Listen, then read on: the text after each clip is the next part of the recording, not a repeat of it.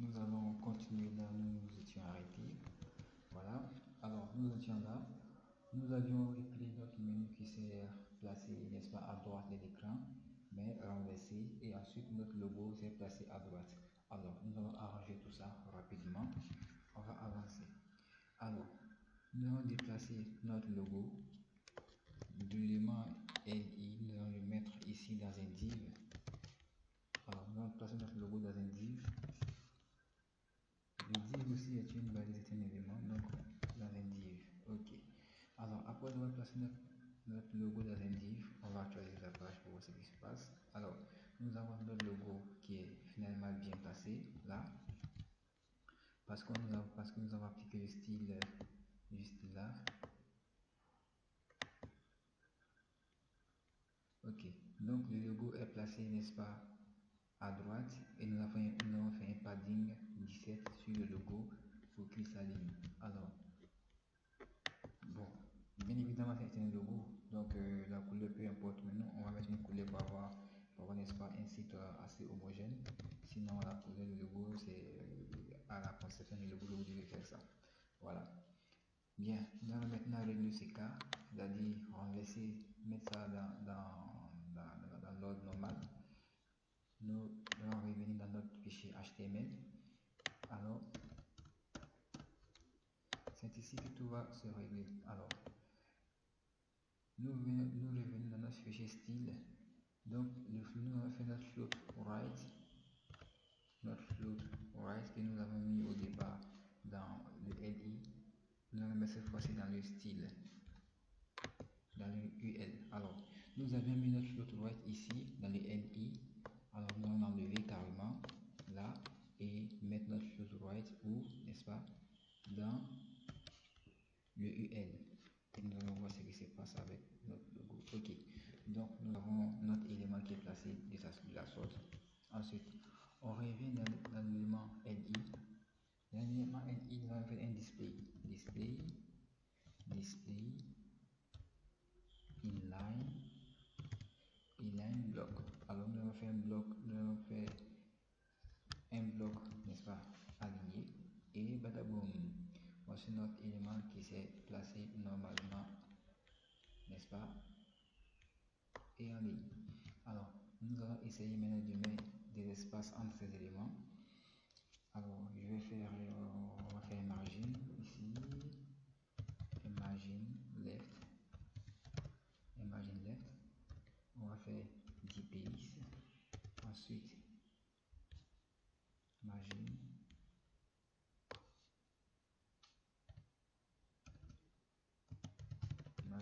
left dps. Ensuite on va faire margin right. Je vais essayer d'étirer cette technique, je l'ai apprise en codant vraiment. Voilà, donc j'essaie d'étirer, n'est-ce pas, nos différents éléments du menu. Si je fais un simple margin left, ça ne sera pas comme ça. Alors, on va enlever le border noir qui est autour de notre logo, qui est autour de notre cadre. Donc on va enlever le border noir. Donc le border noir, il est où? Ok, là. Le border noir. On va enlever ça. Voilà, il n'y a plus de border noir. Alors, on va jeter un coup d'œil rapidement à ce qu'on veut obtenir. On va obtenir ceci. Ok. Donc, nous allons maintenant créer un grand div pour mettre tout ça à l'intérieur de sorte à remplir, n'est-ce pas, tout le contenu. De sorte à remplir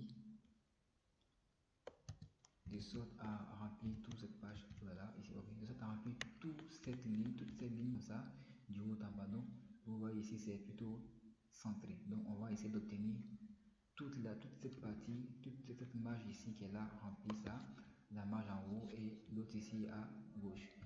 Donc, on va y aller avec un div qu'on va créer ici. Donc, on va créer un div pour mettre tout ça à l'intérieur. Donc, div. Donc, le div est placé juste au-dessus du nav. Div classe, on va appeler ça sur les nav content. fermer le div.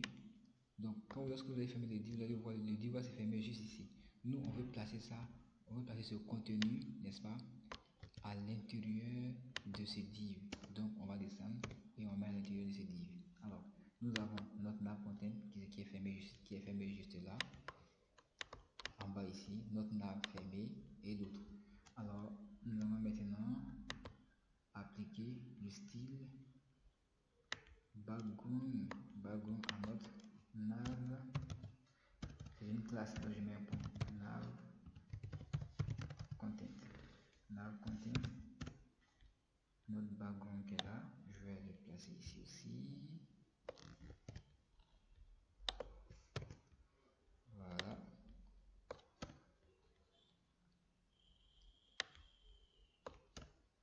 Voilà.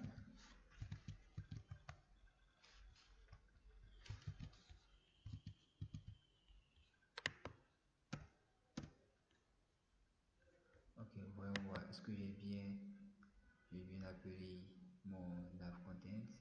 Ok. Nav content.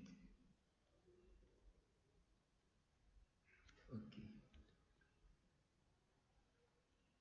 Donc, je vais faire un 8th, je vais mettre plutôt 100%.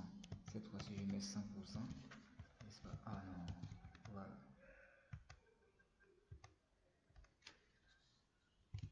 Alors, je ne prends pas toute la marge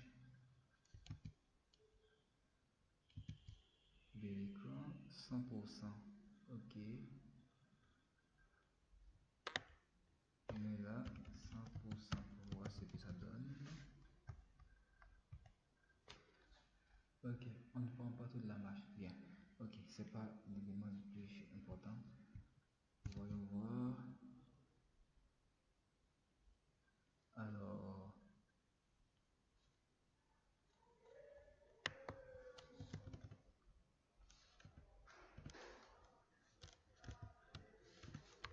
nous allons essayer d'enlever ces éléments.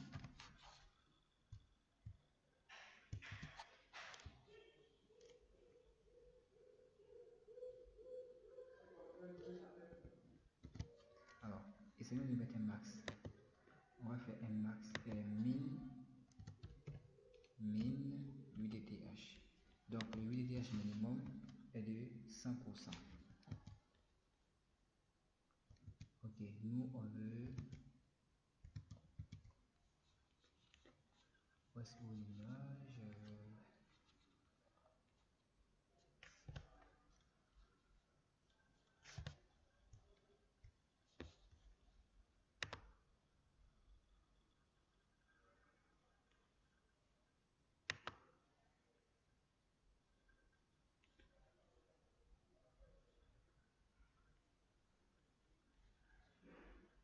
Bon, on va changer l'image ici, un peu de temps. Ok, l'image est là.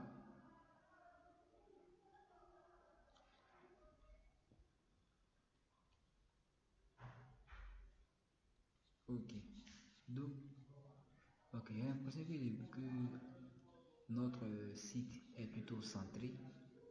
Voilà, le site est plutôt centré. Donc, nous allons centrer le site plutôt que de chercher à agrandir de l'autre côté. Donc, je vais devoir ici venir faire max ici, et je vais mettre ici 600 px, et je vais enlever ça, 600 px, je vais aussi enlever ça,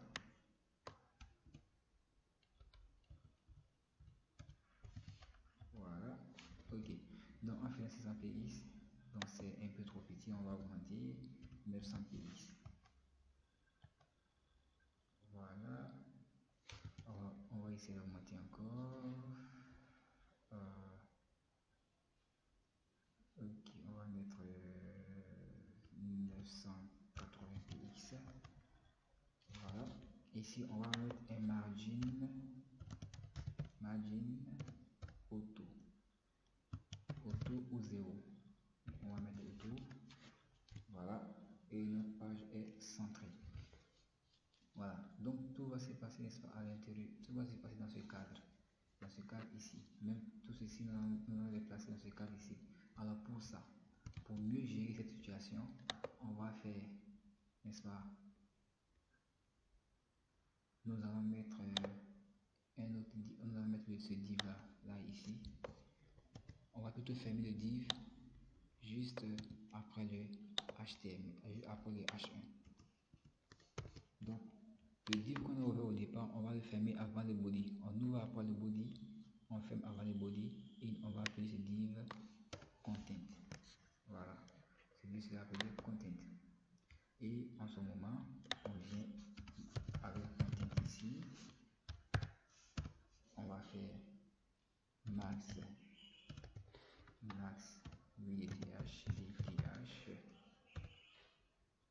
980 px. Voilà, et j'ai oublié margin auto. Voilà, donc on fait marge auto. Bien. Alors, ceci étant dit, nous allons avancer très rapidement. Donc, la prochaine étape ici sur l'image, c'est, n'est-ce pas, de faire ce cadre que voici et ainsi et en plus ce cadre. Alors, là, moi j'appelle ça une section. Là, c'est une section. Ici, c'est une section. Là, c'est un sidebar. Alors, nous allons créer un sidebar et une section. Le tout, nous allons les mettre ça dans un div. Alors, on va créer un div juste en dessous de H1. On va créer un grand div. En plus et fermé. Dans cette div, on va mettre une classe et on va appeler par exemple, j'oublie, dans la new content. Là, ici, on va mettre par exemple, je sais pas, n'importe quoi, section et puis section side. C'est section et puis le side. Et à l'intérieur, nous allons mettre notre valise side. Side, c'est pour le côté. Nous allons faire notre section.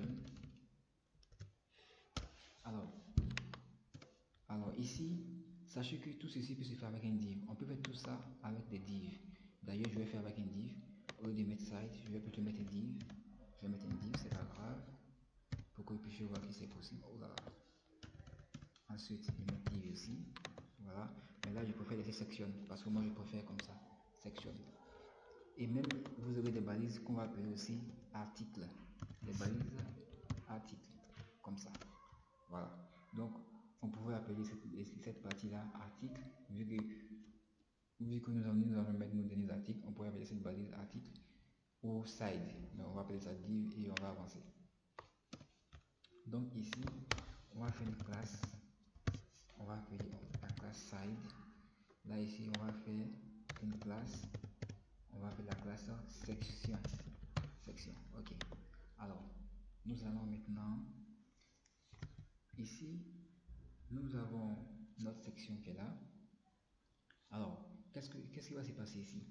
Là, nous avons une partie ici. Ensuite, nous avons une deuxième partie là.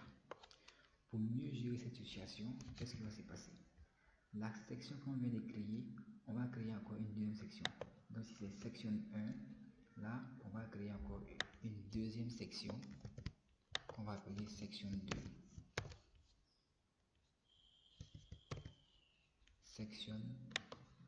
Section 2, ok. Donc, ici, section 1, blablabla, et l'image section 2. Alors, donc le tout dans ce grand cadre que je vais appeler div. Donc, je vais mettre un div.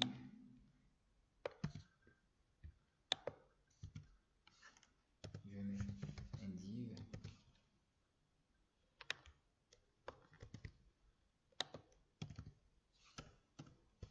Comme ça. Et je vais mettre une classe à ce div. Je vais appeler section. Ok. Donc, ça, c'est ma div de section. Dans ma div de section, il y a section 1, section 2. Ok. Maintenant, là, c'est la structure. Donc, je vais récapituler rapidement. Mais avant, je vais terminer d'abord. ici nous avons deux blocs d'éléments. Premier élément image, deuxième élément texte. Ensuite, dans la section 2, premier élément texte, deuxième élément image. Alors, nous allons créer deux divs à l'intérieur de chaque section. Alors, div.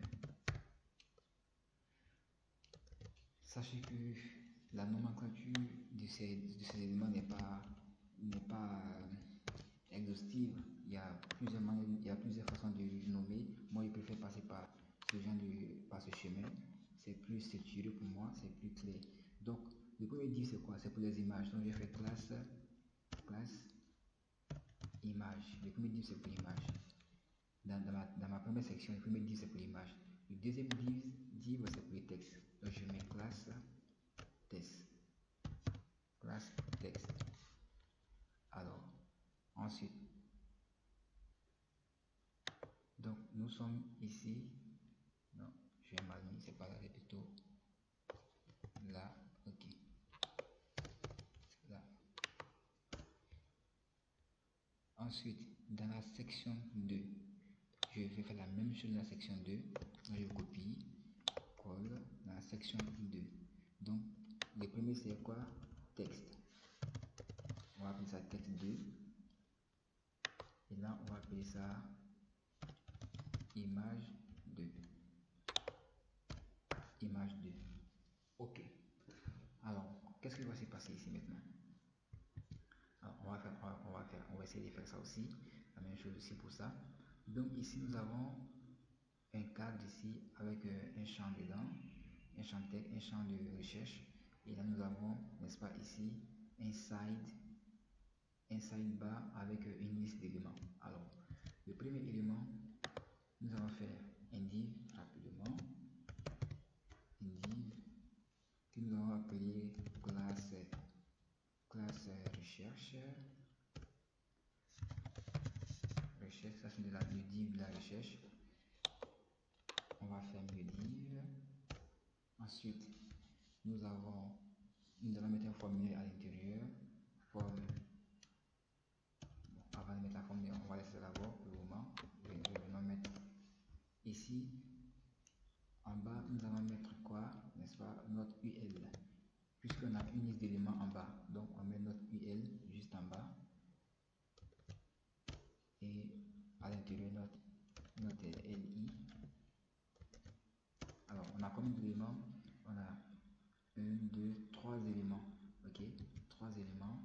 Donc, on va mettre 3 LI. Vous inquiétez pas, on va revenir sur ça. Comment il faut le placer. Donc, nous avons LI. 3 éléments. Ok. Donc, nous allons maintenant, n'est-ce pas? Alors, ce que je vais faire, je vais essayer maintenant de mettre des bords sur chaque élément que j'ai conçu ici, chaque élément développé là, pour que vous puissiez voir, n'est-ce pas, à quoi va ressembler notre page. Commençons par le premier élément ici. Premier élément que nous avons, c'est quoi? Alors, side section. Voilà, section side. Donc, ça veut dire le bloc d'éléments qu'on a créé en bas. Donc, allons dans style, on va appliquer, n'est-ce pas, notre side section. Donc, je vais commenter la ligne pour dire que avec cette partie, c'est quoi? C'est l'ensemble de mon side et de section que je vais développer, que je vais coder maintenant en bas. Donc, vous pouvez commenter, n'est-ce pas, vos lignes de code pour faciliter la lecture aux autres développeurs qui sont dans le même groupe que vous. Alors, donc je vais mettre ici, section. Là, je mets un border, un PX solide black. PX solide black. Alors, je vais faire un OIDH autour. Ensuite, un 8 autour. Voilà. Et on va voir la page, c'est que nous avons. Ok, nous avons un 8 autour et un UDH autour. Alors, étant donné puisque nous avons fait de l'auto et actuellement il n'y a encore rien, il n'y a encore rien à l'intérieur de notre site. En fait, quand je dis rien, je parle du test, il n'y a pas encore de test à l'intérieur. Si par exemple je mets n'importe quoi, je mets un test, voilà, ça marche, ça fait auto. Donc le tout c'est quoi? En fonction du test qui est, n'est-ce pas, à l'intérieur du cadre. Alors on va enlever le test dans auto. Si on enlève le test, vu que nous sommes en auto, ce qui veut dire qu'il n'y a rien dedans, donc c'est tout fermé. Alors nous allons ouvrir, nous allons le forcer à s'ouvrir par défaut. Alors on va faire un 8 la longueur 500 px. Et voilà, donc dans ce cadre, nous allons mettre nos différents éléments. Premier élément à mettre, nous allons mettre notre side d'abord. Alors, pour mettre le side, je reviens. Voici mon side qui est là. Donc, je prends la classe du side. Je viens le styliser ici. La classe du side, je vais styliser là. Donc, je mets mon side. Ensuite, je fais un border, un px, un px solide. Je vais prendre par exemple green, voilà. Je vais mettre ça en vert. Px solide. Alors ici, nous avons là un 8 que je vais définir aussi à par exemple 400 vu que j'ai fait le route à 500 et 8 th. Alors vous allez voir une subtilité th, je vais mettre auto. Alors voilà, vous voyez, normalement on devait l'avoir quelque part ici, là, comme ça. Mais notre sidebar s'est élargi jusqu'à ce niveau. Alors, qu'est-ce qu'il faut faire? Nous, on va diviser. On va prendre une partie pour le sidebar et une partie pour la section. Alors, on va définir, n'est-ce pas, une largeur pour notre side. Donc, le UDPH ne sera plus auto. Nous, on va prendre 25% de ces cadres pour faire notre side. On va prendre 25% de ces cadres pour faire notre side. Alors, on fait 25%. Voilà, donc voici les 25% de notre cadre. On peut bien prendre 30% ou 35% pour être plus objectif. Voilà, 35% et puis le reste ici. Alors, moi je préfère marcher avec les PX, c'est mieux pour moi, je préfère marcher avec les PX. Donc je vais prendre 150 PX. 150 PX, encore très petit d'ailleurs. Donc si je fais le double de ça, c'est un peu grand. Donc je vais aller environ 400 PX. 400 PX. Donc on va faire 350, c'est mieux. Voilà. Donc je préfère utiliser les PX comme ça en ce moment sur chaque écran, sur le téléphone, sur tous les écrans. Avec les PX, il pourra s'adapter facilement. Parce que selon mes tests, selon mes petits développements, bien, ma petite expérience, lorsque j'utilise le pourcentage de l'écran du téléphone n'est pas pareil que le pourcentage de l'écran de l'ordinateur. Je pense que il y avait une différence, donc ça me créait beaucoup de problèmes. Donc il fallait utiliser les PX pour pouvoir trouver la solution. Alors, si vous aussi vous êtes d'accord avec cette analogie que je viens de vous donner, et bien, faites-le moi savoir. Si pour vous c'est pas le cas, faites-le moi savoir aussi. Alors, ici, nous allons agrandir un peu notre 8 à 450. Voilà. Et là, on va regarder, on va jeter un coup d'œil à notre test. Donc, nous avons, n'est-ce pas, notre cadre qui est là. Donc, ici, c'est pour le milieu. Donc, on va revenir à 400, c'est mieux. On va revenir à 400 parce que juste en bas, on va faire le footer. Ok. Donc, on va mettre le cadre de cette partie. Alors, pour mettre le cadre de cette partie, on revient là, dans le HTML. Ça, c'était le side. Donc, je vais faire le side. Là, maintenant, nous sommes dans la partie, la partie section. Ok. Donc, section. Alors, je viens là, je mets point section. Et je fais la même chose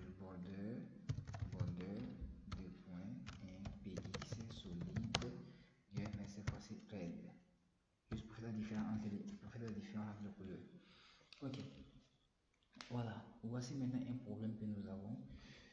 Vu que nous avons utilisé les divs, donc le premier div a pris toute cette largeur, malgré que nous avons diminué, le deuxième div s'est mis là. Alors, pour régler ce problème, qu'est-ce qu'il faut faire? Il faut tout simplement faire sur le grand div, le section div qui prend en compte le side et le section. Donc, le section side qu'on a fait, le grand qui prend en compte le side et le section, à l'intérieur de ça, nous allons mettre un display flex. Voilà, et en ce moment, nous avons notre élément qui vient se mettre ici. Alors, on va agrandir maintenant l'autre. Donc, le 8 que nous avons mis, ici à 400, on met aussi à 400 px. Ensuite, le UDTH que nous avions mis à 350, si on avait mis par exemple mis en pourcentage, alors si on avait mis ici en pourcentage 35%, alors 35% il reste combien ici? Bah, il nous reste environ 75, non pardon 65%, donc je vais mettre ici UDTH 75-65% pour dire le restant. Voilà. Donc je vais diviser le 100% entre les sides et les sections. On va voir ce que ça donne. Et boum, notre side est là et notre section est là. Alors je vais mettre ici notre footer en bas. Mettre le footer en bas. Alors je vais toujours rester dans mon grand div, c'est-à-dire que mon grand content qui est là. Alors, pour rester dans mon grand content, bon, je vais aller maintenant dans mon grand content. Ici, c'est la section div. On va mettre le footer en bas ici. Ok, section div. Je vais mettre là le footer. Alors, le footer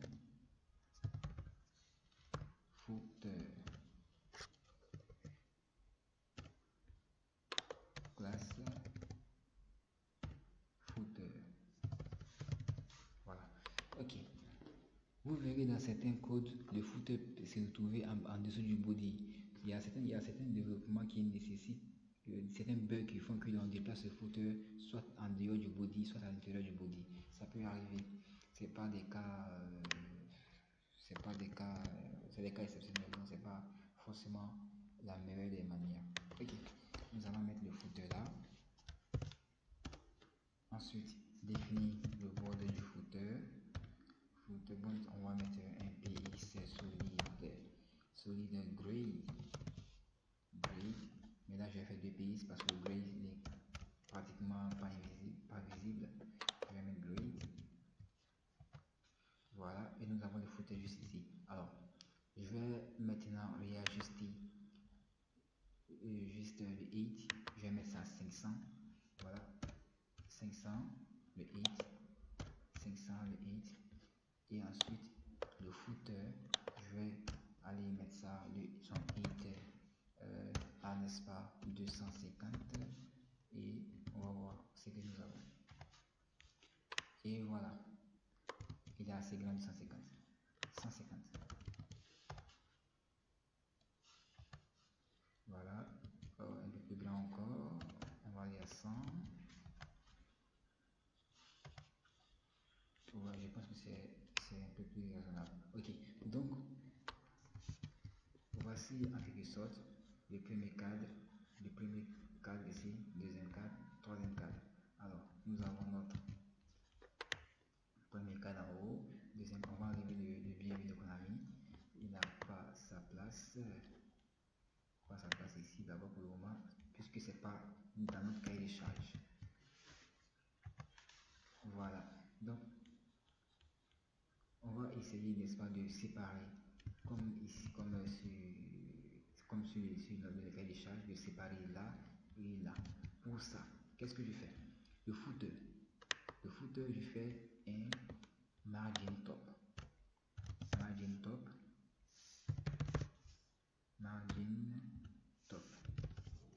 Je mets 10 px.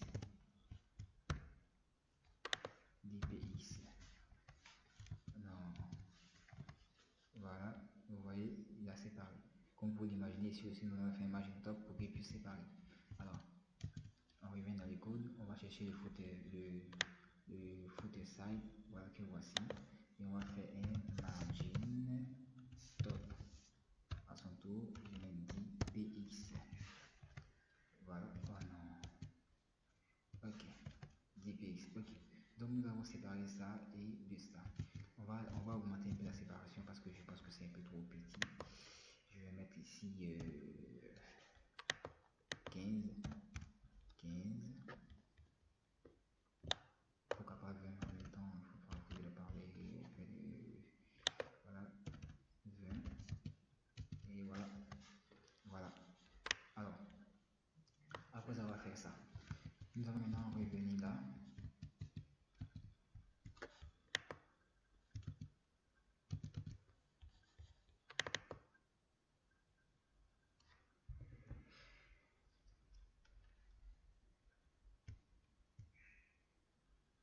Ok. Nous allons maintenant dans les slides. Gérer cette partie dans les slides. Alors, on va faire le premier cadre dans les slides. Premier cadre dans les slides, donc on va dans les codes rapidement. Premier cadre dans les slides. Nous allons créer dans les slides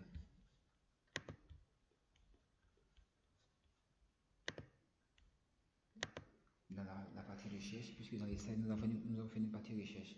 Alors, je vais mettre une classe là, une classe pour mettre ici liste. Je vais mettre ici liste. Voilà. Donc, je vais prendre la partie recherche pour faire son cadre. Alors, faisons le cadre de la partie recherche. Point recherche. Ça fait un pays solide border. Je crois que mon cerveau est plus rapide, enfin mes deux sont plus rapides que mon cerveau. Border un pays solide que je vais appeler par exemple orange. Ensuite, liste. Je vais faire liste. Alors remarquez bien, les classes, lorsqu'on fait une écrire, on met la collade et on fait une accolade. Quand on veut créer une nouvelle classe, pareil. On revient, on ressort de l'accolade, on crée une nouvelle classe, liste. Voilà. Border npx solide black. Voilà. Ok. Donc nous avons notre orange ici et notre black là. Alors, qu'est-ce qui se passe? Ici, nous avons un UL et aussi avec un div. Alors, pour avoir un contenu assez homogène, je vais mettre le UL dans un div. Je vais mettre le UL dans un div. Voilà.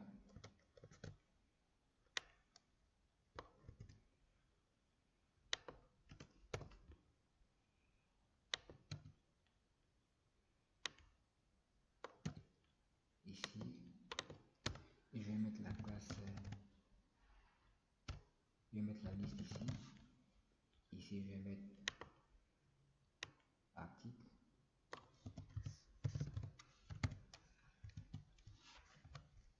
Ok, donc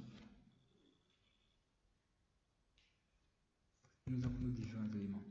Alors, on va chercher à agrandir le premier élément.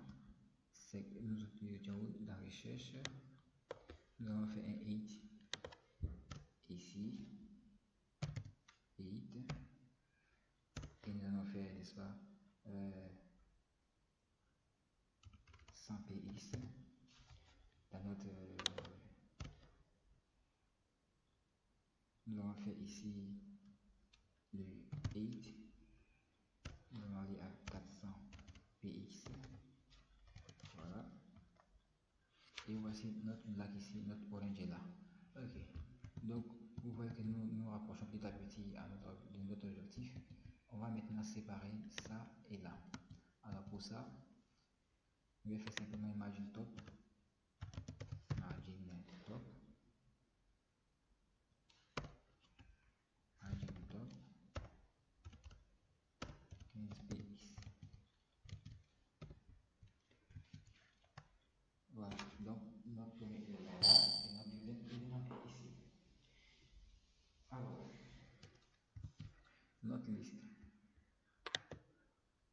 notre liste.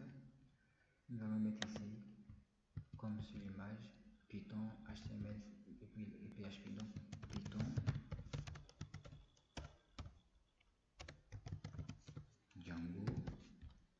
En passant, si vous voulez une formation sur Python, Django, n'hésitez pas à me le dire en commentaire et nous allons programmer un cours pour Python, Django, HTML,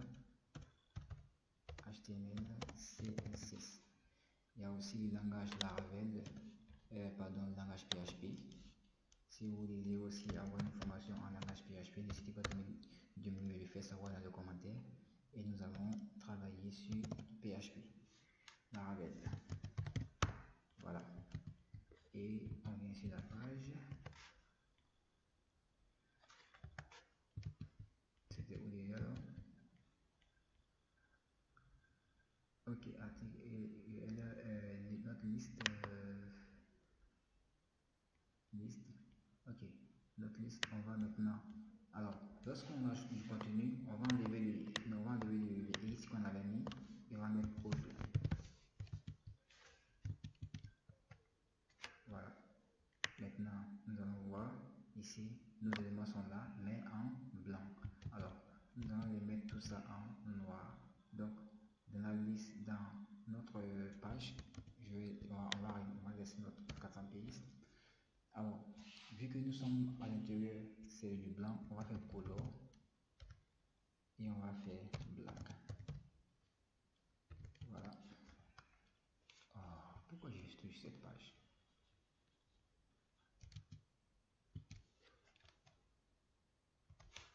Ok, donc ce qui veut dire que nous avons. Ok. Ok.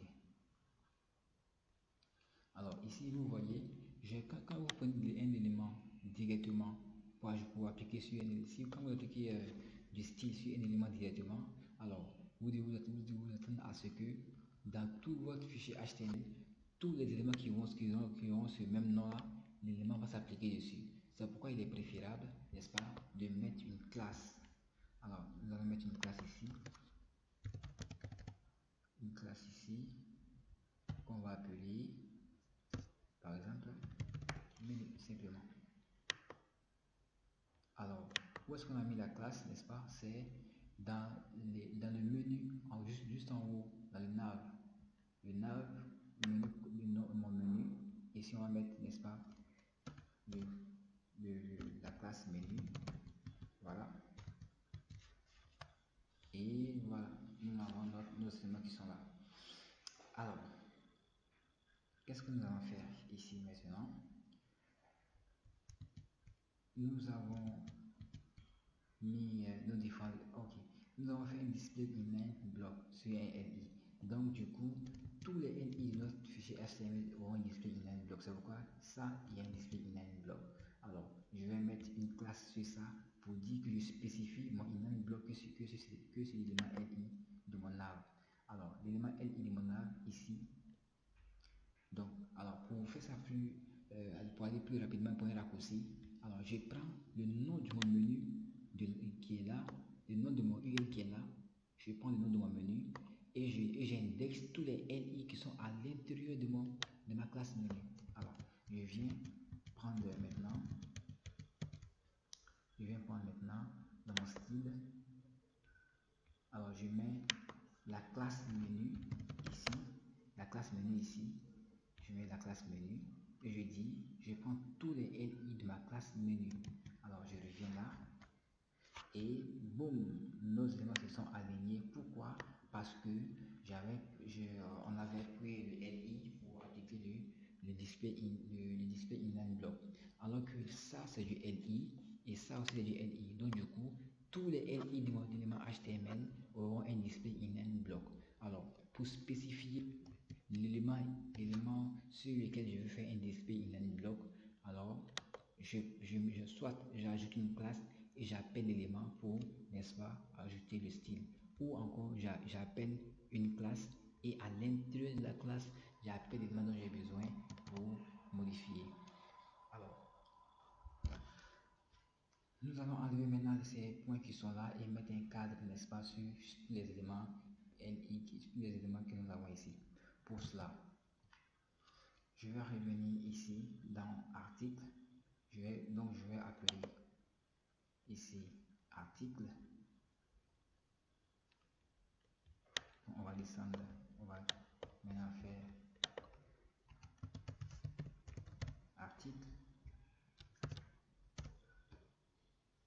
Donc, article, nous allons maintenant écrire liste,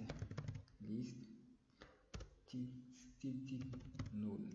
Pourquoi? Pour enlever les points qui sont devant nos éléments. Alors, nous allons maintenant appeler article et appeler les LI, c'est-à-dire quoi? Nous allons appeler tous les LI qui sont dans la classe article et nous allons mettre un border sur chaque, n'est-ce pas, élément de cet article. Donc un border, un PI solide, gray. Voilà, donc nous avons nos éléments qui sont, n'est-ce pas, qui sont là.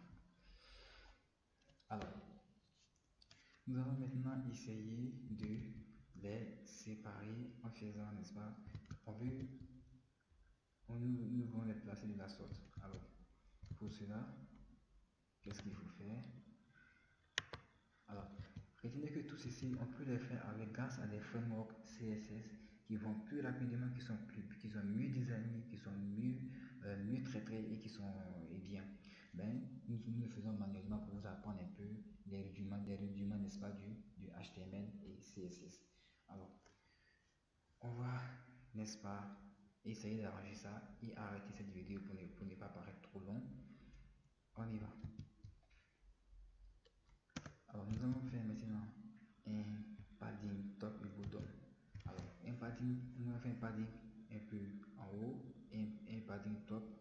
D'abord, on va enlever les bords de la gauche, de la droite et du bas. Alors, on y va. Sinon du haut. Ok. Donc, on y va. Je vais enlever border. Ou du moins, je vais spécifier ici. Je vais un border bottom. Un border bottom. Voilà. Donc, alors, en faisant border bottom, nous avons des éléments de notre border ici. Donc, je viens de mettre, n'est-ce pas, un border sur chaque élément. Alors, il était aussi possible de faire HR pour séparer les éléments. Mais bon, nous n'allons pas faire ça parce que ça sera vraiment du débrouillardisme. Alors, nous allons faire un padding. Un padding que je vais mettre 15. Ne vous inquiétez pas, vous allez comprendre pourquoi c'est le 15 que je mets. Pourquoi c'est 4 x 15 et non 5 x 15. Alors, voyons voir. Ok. Ici, 4 x 15 et non 5 x 15, tout simplement parce que le premier 15 va prendre le haut, le deuxième va prendre le bas, ensuite troisième et quatrième. Donc ici, ici. Donc c'est pourquoi il y a 4 x 15. Ok. Donc, comme vous pouvez le constater, nous venons de séparer, n'est-ce pas, nos différents éléments. Alors, nous allons avancer petit à petit, n'est-ce pas, vers l'élaboration de notre première page HTML. Donc, je vais m'arrêter là sur cette partie pour que vous puissiez, n'est-ce pas, bien digérer ces explications et autres. Alors, sur ce, je vous souhaite une bonne dégustation et à bientôt pour une dernière vidéo ou avant-dernière vidéo pour mettre fin à ce tutoriel. Sur ce, je vous souhaite une excellente soirée et à nous revoir pour la prochaine fois pour terminer cette série, n'est-ce pas, de vidéos concernant, n'est-ce pas, l'élaboration de cette page HTML que nous avons. Alors, ciao.